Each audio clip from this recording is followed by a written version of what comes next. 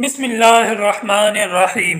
جعلی عاملوں نے اپنی دکانداری چمکانے کے لیے جنات کے ہاتھوں پہنچنے والے نقصانات، فرضی داستان اور خوفناک قصے مشہور کر رکھے ہیں۔ اس کی بدولت وہ پریشان حال اور مجبور لوگوں سے بھاری رقم حاصل کرنے میں کامیاب ہو جاتے ہیں۔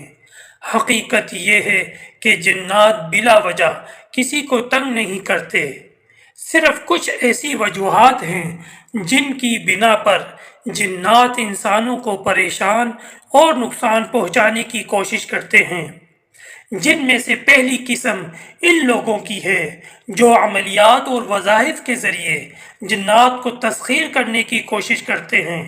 اکثر ناتجربے کاری کی بنا پر جب وہ عمل الٹ ہو جاتا ہے یا مکمل نہیں ہوتا تو جنات اس عامل پر حاوی ہو جاتے ہیں اور عامل کو مختلف طریقوں سے اذیت پہنچاتے ہیں۔ دوسری قسم ان لوگوں کی ہے جن کے ہاتھوں غیر شعوری طور پر غلطی سے جنات کو نقصان پہنچ جاتا ہے اور اس شخص کو اس کی خبر بھی نہیں ہوتی، لیکن جنات انتقامی کارروائی پر اتر آتے ہیں اور مختلف طریقوں سے تنگ کرتے ہیں۔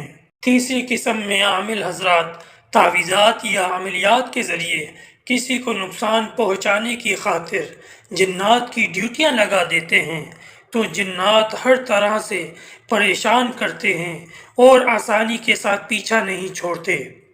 چوتھی اور آخری قسم کی نوعیت ذرا مختلف ہے۔